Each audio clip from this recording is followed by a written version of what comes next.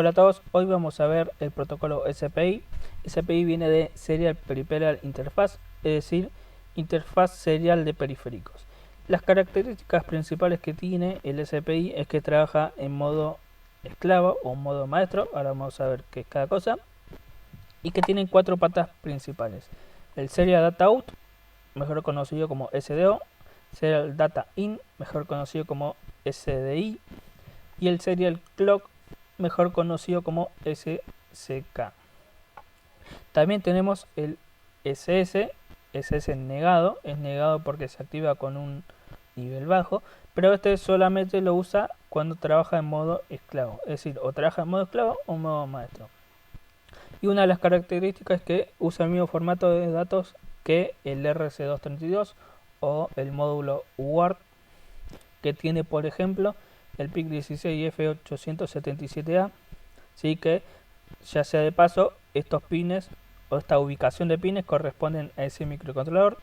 Si yo cambio un microcontrolador que también tenga el módulo serie, por ahí los pines cambian de ubicación, ¿sí? Pero siempre van a tener estos cuatro para que cumpla con el SPI. Ahora, la forma de conexión es la siguiente. En este caso yo tengo conectado un maestro y un esclavo. Los datos de salida de SDO va conectado al SDI del esclavo, el SDI va conectado al SDO del esclavo y los serial clock van conectados entre sí. La pata SS de seleccionar esclavo del esclavo va conectada a cualquier pin de control que nosotros elijamos. Es decir, no hay un pin específico en este caso, sino que lo podemos elegir nosotros con total libertad. Y esto va a funcionar de la siguiente manera. El esclavo va a recibir o mandar datos solamente cuando se active su pata SS. ¿Sí? Normalmente cuando está deseleccionado esta pata, el maestro la pone a 1 y cuando quiere elegir hablarle a este esclavo, pone esta pata a 0. Entonces se va a activar el esclavo y va a poder recibir o mandar los datos. Ahora, una ventaja con respecto a la UART es que yo le puedo conectar muchos esclavos, ¿sí? Tantos esclavos como patas SS tenga, pero solamente un maestro.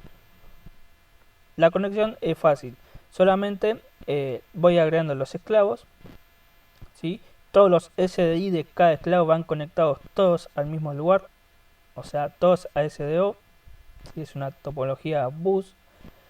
Todos los SDO de todos los esclavos van a ir conectados a SDI y todos los clock de todos los esclavos van a ir conectados a un solo punto que es SSK.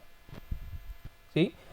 Ahora, con respecto al SS, no van a ir conectados como esto, o sea, todos juntos, sino que cada esclavo va a tener su pata diferenciada. Es decir, si tengo 4 esclavos, voy a necesitar 4 patas adicionales, una para cada SS de cada esclavo. Podemos llamarlo SS1, SS2, SS3 y SS4.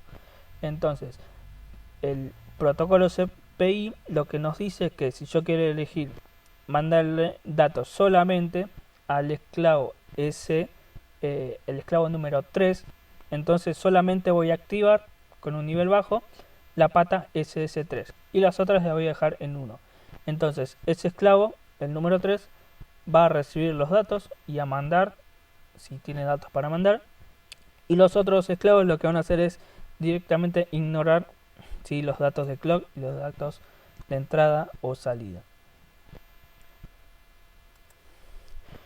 Primero repasemos algunas notas con respecto al SPI.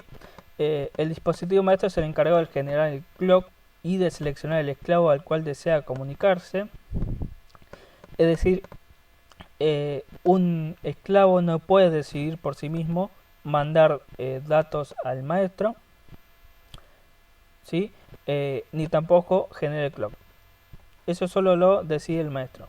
El pin SS, como dijimos, se activa en un nivel bajo para seleccionar el esclavo. El pin SS se usa cuando el módulo está en modo esclavo. En modo maestro se seleccionará un pin aparte del módulo para elegir al esclavo, pudiendo seleccionar tantos esclavos como patillas que puedan contarse. Los datos recibidos o transmitidos se colocan en SSP Buff, si es un registro de 8 bits, donde puedo leer o mandar datos. Las configuraciones se colocan en los registros SSP con 1 y SSP Stat, y las interrupciones se configuran en los registros INCON y PIE1, al igual que cuando usamos los módulos de conversión analógico a digital. Pero también tenemos los flags que usa, que ahora lo vamos a ver, que se pueden ver en el registro PIR1. Y después el bit BF del registro SSP Stat indica cuando la recepción terminó. Para saber si la transmisión se completó es necesario habilitar la interrupción por transmisión. Ahora, resumiendo, esto nos da una gran ventaja con respecto a la UART, que puedo comunicarme con varios dispositivos. La UART era solamente punto a punto, es decir, dos dispositivos, micro con PC, o PC con PC, o micro con micro. En este caso, un microcontrolador en modo maestro se puede comunicar con muchos microcontroladores en modo esclavo. La única desventaja o la única restricción que tiene este protocolo es que si yo tengo 55 esclavos, voy a necesitar 55 patas auxiliares, además de las 3 básicas, para seleccionar cada uno de los esclavos. ¿Sí? Es decir, teniendo un microcontrolador tengo un número limitado de patas a usar solamente para la comunicación. Así que eso también es una restricción del protocolo. Bueno, y ya yendo a la hoja de datos, acá tengo una captura de la hoja del PIC16F877A en este caso, pero si ponen la X quiere decir que también juega como para otros microcontroladores parecidos. Lo que tiene el micro es un módulo llamado MSSP o Master Synchronous Serial Port, o puerto serial maestro sincrónico, que no solo cuenta con SPI, sino también cuenta con I2C, que en otros videos lo vamos a ir viendo. Pero SPI es el más básico y I2C es un poquito más complicado, pero con mejores ventajas. Pero arranquemos por lo básico. Acá en esta parte también le va a decir las notas que acabamos de nombrar, además de algunas otras características. Solamente tiene que centrarse y aprender un poquito de inglés. Repasando los registros que habíamos nombrado, tenemos el SSP con 1, donde el bit 7, ¿sí? Llamado WCall, me da a indicar si ocurrió una colisión. Si está en 1 significa que ocurrió una colisión. Si está en 0 no ocurrió ninguna colisión. Esto es solo en modo transmisión y se borra por software. ¿Sí? Este bit se va a activar cuando yo quiero mandar datos, pero el buffer está ocupado, ya sea por recepción o por transmisión, porque me llegaron datos porque todavía no los terminé de mandar. Si yo, como ese buffer no dio tiempo a vaciarse y a mandar los datos, si yo lo intento llenar, me va a ocurrir este error de colisión, o sea, se colisionan los dos datos y se finaliza la transmisión en ese momento y me salta este bit de error, que obviamente yo tengo que borrarlo por software y solucionar el problema de la colisión. Después tenemos el bit 6 SSP OP, que me indica por sobrecarga. Este es parecido al de la UART, error por sobrecarga, que mucho no se usa, pero está. Después tenemos el bit 5 SSPM. Si está en 1, usa las patas serial data out, serial data in, serial clock y SS para el puerto serie.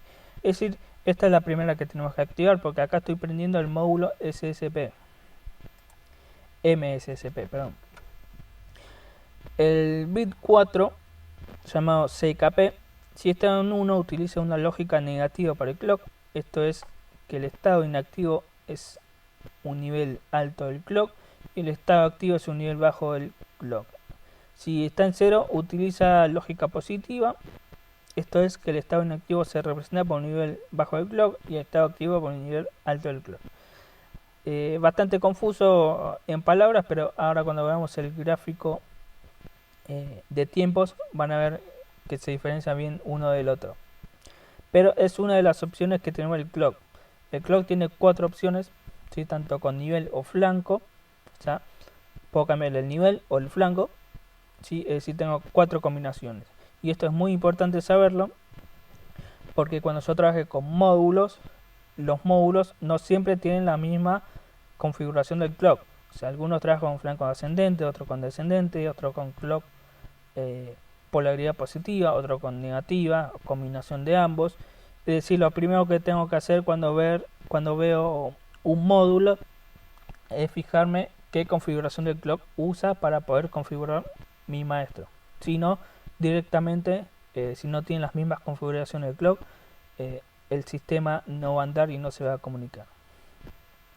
Después tenemos los bits que van del 3 al bit 0, SSPM3 hasta el SSPM0, ¿sí? Y depende de los tipos, o mejor dicho, de las combinaciones, es lo que va a hacer. Acá se ve un poquito, voy a ver si lo puedo agrandar. Dice, selecciona el modo de operación, la fuente del clock y si se usa el pin SS. ¿Sí? Es decir, usar el pin de selección esclavo, a veces cuando estoy trabajando solamente con un esclavo no tiene sentido y digamos se puede directamente evitar. Es decir, lo puedo elegir o no. Entonces, si yo en esto coloco 0101, voy a ponerle modo esclavo con clock por SSK y pin SS desactivado. Si pongo 0100, modo esclavo va a estar en modo esclavo, clock por el pin SSK y pin SS activado. Si pongo 0011, modo maestro, clock igual TMR output dividido 2. Es decir, la salida del timer 2 dividido 2. Después si tengo 0010, voy a tener el modo maestro y el clock lo va a generar la frecuencia del oscilador local dividido 64. Esto es, digamos, el cristal que yo le coloco. Si yo le pongo un cristal de 4 MHz, va a ser 4 MHz dividido 64. ¿Sí? Después tengo 0001, modo maestro, clock, el cristal dividido 16. Y acá abajo tengo el cristal dividido 4. Y esto también es importante saber porque no todos los módulos trabajan a la máxima velocidad, entonces es importante echarle un vistazo si se aguanta, por decirlo así, trabajar a la máxima velocidad. Pero acá se ve que por estándar me pone la frecuencia dividido 4. Es decir, la más rápida. Después, ¿por qué?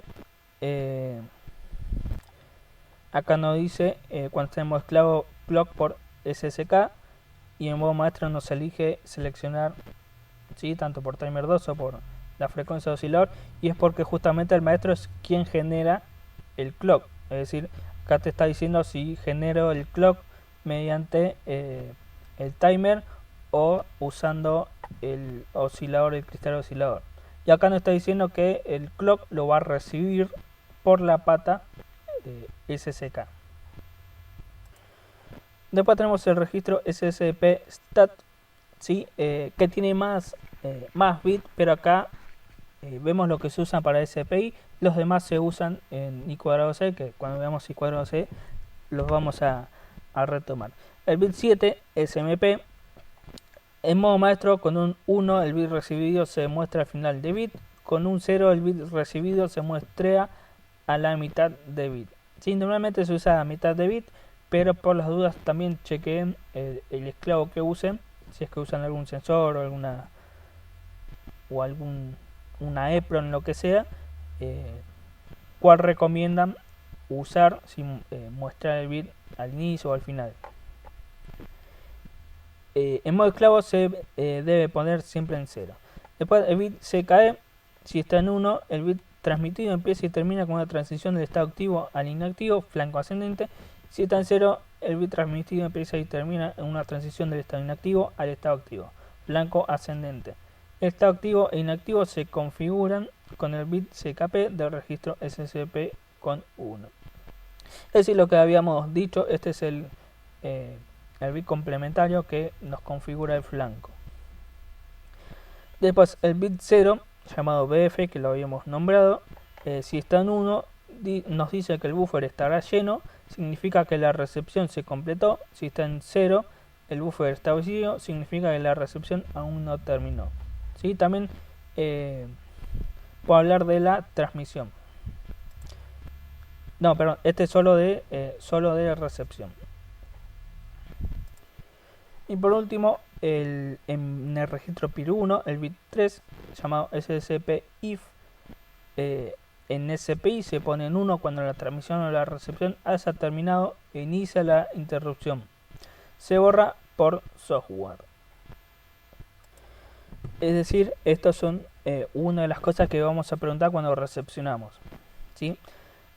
Algo a tener en cuenta es que acá está hablando en SPI, es decir, cuando nosotros usamos I cuadrado C, también se usa, pero digamos para I cuadrado C. Y si nos fijamos acá, que tengo 4 bits, ¿sí? No tengo todas las combinaciones usadas, es decir, yo puedo obtener más combinaciones. Y las otras combinaciones que faltan, ¿dónde están? Y no están porque esas combinaciones se usan para la configuración de I cuadrado C. Es decir, el módulo MSSP que tiene I cuadrado C o SPI, lo puedo usar solo para SPI o para I cuadrado C. ¿Sí? No lo puedo usar para las dos cosas al mismo tiempo. Así que habilitando uno estoy deshabilitando el otro. Bueno, y acá tenemos el diagrama de tiempo del maestro. Vemos primero acá el momento en que se carga el buffer con los datos que se quieren enviar y que comienza el clock, ¿sí? Comienzan a enviarse los datos. ¿Sí? Acá la diferencia de los 4 tipos de clock, ¿no? Todo dependiendo del bit CKP y CKE. Tenemos 00, 10, 01 y 11. Fíjense que son simplemente variantes y solamente hay que adaptarlo al esclavo con el que nos queremos comunicar. Ni uno es mejor ni peor que el otro, son simplemente tipos diferentes de clock. Después acá vemos la entrada, ¿sí? SDI de datos, ¿sí? Y qué pasa cuando yo tengo el bit SMP en 0. ¿Sí? Fíjense que lo muestrea a la mitad del clock, ¿sí? Independientemente del flanco que usemos o de la polaridad que usemos. Y si usamos SMP1, lo muestrea o lee al final del clock que elijamos. ¿Sí? Simplemente dos opciones. Creo que la más común, o que yo he visto más común, es dejarlo siempre en 0.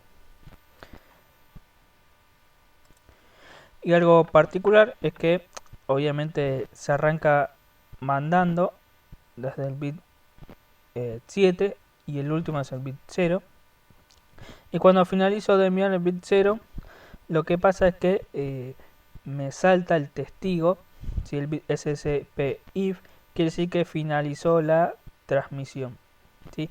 Y al mismo tiempo, ¿sí? Lo que va a pasar, y esto puede o no pasar, es que se me carga el registro SCP-BUF, ¿sí? O sea, el mismo que mandamos nosotros acá.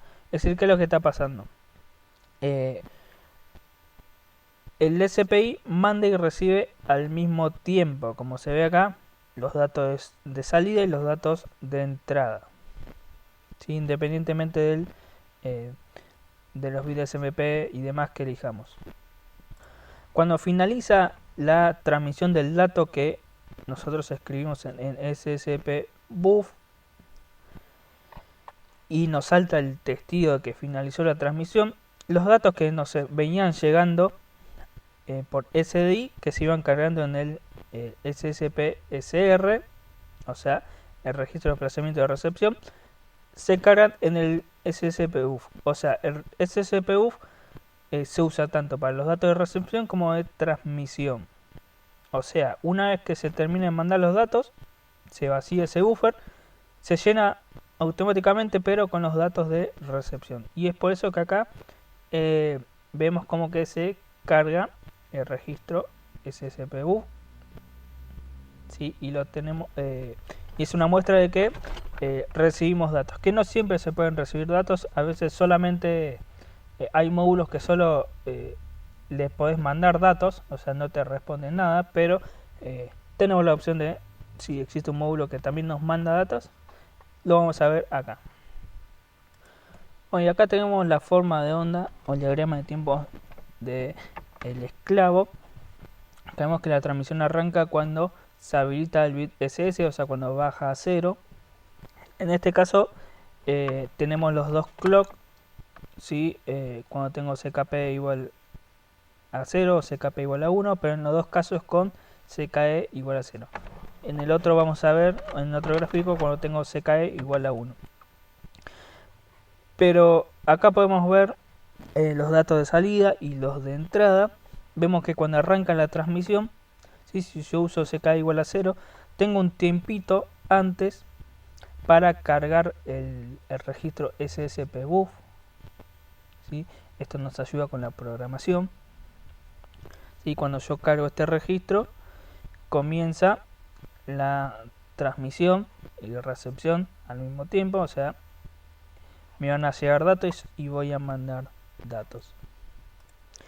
De vuelta, cuando termina la transmisión, me salta el flag de interrupción, SSPIF, que me va a indicar que finalizó la transmisión, y al mismo tiempo se me va a cargar con los datos recibidos el registro SSPBuf. Con respecto al flag de interrupción, es igual al usar. Este flag me va a saltar, o sea, se me va a poner en 1 o en 0, independientemente si nosotros habilitamos la interrupción. O sea, podemos trabajar sin interrupciones, pero vamos a tener el testigo que finalizó la transmisión igual. Así que eso es de gran ayuda. Cuando yo tengo el CKE igual a 1, funciona de la misma manera, nada más que yo cargo, ¿sí?, el registro SSPBuf antes de que comience la transmisión. Es decir, se comienza con el bit 7 y se estira hasta que comience el clock. ¿Sí? Mando todos los datos y recibo todos los datos. Y acá termina. Y esto en negrito quiere decir que en realidad no importa, no significa ningún dato. Es decir, puede estar en 0 o en 1. Es independiente que no lo va ni siquiera a registrar. De vuelta, acá salta el bit SSPBuf y acá es cuando se me llenan el buffer con los datos recibidos.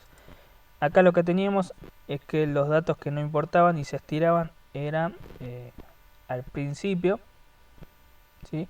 Es por eso que nos da tiempo a cargar el buffer con los datos que va a transmitir el esclavo. Y recién ahí, una vez que está cargado esto, va a mandar los bits correspondientes. Y el último bit es el que se estira o queda puesto o colocado hasta que se finalice la transmisión y el bit SS finaliza y se pone en 1. O sea, acuérdense de cuando se programe esto, por defecto dejar todos los bits SS en 1. Si no, vamos a activar todos los esclavos al mismo tiempo y va a ser un lío. Bueno, y acá es un ejemplo del SPI. Acá tengo el PIC correspondiente y tengo 3 esclavos, esclavo 1, esclavo 2 y esclavo 3. Este es se llama SPI Debugger, que lo buscamos en Proteus, que en otro video lo voy a explicar cómo funciona, es bastante sencillo y tiene la misma utilización que el Virtual Terminal para la usar. Pero como se ve, tengo el serial clock del maestro, que es el PIC, que va conectado a los serial clock de cada uno. Esto se llama topología bus, porque es un bus, es decir, una tira de cable, y ahí yo voy enchufando todos los esclavos que necesito. Lo que pasa con serial data in y serial data out, ¿sí? Los voy enchufando. Fíjense de diferenciar, todavía no vimos I cuadrado C, pero SSK es el clock de CPI y SSL es el clock de I cuadrado C. SDI es el dato de entrada de SPI que estamos usando ahora, y SDA son los datos de I cuadrado C. ¿Sí? Y SDO, que es dato de salida de SPI, lo tenemos solito, así con ese no hay problema. Entonces, como les decía, iba conectado en este caso solo 3 esclavos, pero necesito conectar las SS de cada esclavo, es decir, necesito 3 patas adicionales que yo elegí. Si esto puede ser a elección de cada programador. ¿Sí? Con RB0 voy a activar el esclavo 1, con RB1 el esclavo 2 y con RB2 el esclavo 3. ¿Sí? Es un ejemplo de conexión. Ahora vamos a ver ya la programación. Vamos a ver que es bastante simple. Tengo el modo maestro, transmisión y recepción. Lo primero que tengo que hacer es activar al esclavo. En este caso voy a activar esclavo 1. ¿Sí? Cargo el buffer con los datos que quiero enviar. O sea, en este caso puedo mandar datos del puerto B, pero puede ser datos que vengan de cualquier lado. Y simplemente espero a que finalice la transmisión. ¿Sí? Esto lo hago preguntando por bit SSPIF. ¿Sí? Mientras esté en 0 espero, cuando esté en 1 quiere decir que ya finalizó la transmisión. Desactivo el esclavo. ¿Sí? Tengo que limpiar el flag SSPIF porque se limpia solo por software. Y pregunto si el buffer está lleno, o sea, si recibí datos. Esto lo puedo también hacer automáticamente, o sea, leer los datos. Y esto es importante que se haga. El proceso de leer los datos es agarrar lo que tengo en SSPBuf y mandarlos a algún lado, ¿sí? Algún lado específico. ¿Sí? Con esta simple función o operación, internamente lo que hace es vaciar el registro SSPBuf para que en una nueva transmisión o recepción esté habilitado, digamos. Así que esto, digamos, recomendaría dejarlo, sacar el if y que lo lea siempre. Después acá tenemos el modo esclavo, transmisión y recepción. ¿Sí? Lo que hago es preguntar por el bit RA5, ¿sí? Si es igual a 0, o sea, si se seleccionó este esclavo. Si no, no tengo que hacer nada.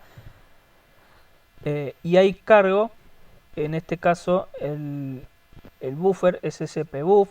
Recuerden que depende como tengo seleccionado. Esto lo puedo dejar precargado antes del if, ¿sí? Dependiendo del bit CKP. Y voy preguntando de vuelta por el bit SSPIF si se iguala a 0. Si es igual a 0, sigo esperando, y si no, quiere decir que finalizó la transmisión. Entonces esto es igual que el otro, el limpio el flag, ¿sí? El flag de transmisión finalizada, perdón. Y de vuelta pregunto si el buffer está lleno, es decir, si recibí datos. Y vuelta, esto lo puedo sacar, yo recomendaría que lo saquen y que siempre lea el buffer, aunque no sea nada, ¿sí? Y esto es para que no ocurran errores de desborde o de sobrecarga o demás. Siempre tratar de leer el bit. Así que bueno, se hizo un poco largo el video, pero en definitiva, para poder programar transmisión y recepción, acá solamente estoy haciendo las funciones, es copiar y pegar esto, ¿sí? Con las precauciones que elegí recién. Este para el modo maestro, este para el modo esclavo, y lo que faltaría, ¿no? Obviamente la programación en sí del PIC, ¿sí? Colocar las configuraciones, ¿sí? De la velocidad, colocar el bit SDO y SSK como entrada o como salida. En realidad el SDO que es salida siempre es como salida. SSK dependiendo de si es esclavo o maestro. Igualmente si es esclavo lo controla solo, y el SDI configurarlo obviamente como entrada. Sí, y además de todas las configuraciones que necesita el microcontrolador. Pero acá solamente me estoy basando en el pedazo ese el pedazo de programación que usamos para recibir o para transmitir en modo esclavo o en modo maestro. Así que bueno, espero que esto les sirva y lo puedan usar para practicar. En otros videos vamos a ver un par de ejemplos de cómo usar este módulo.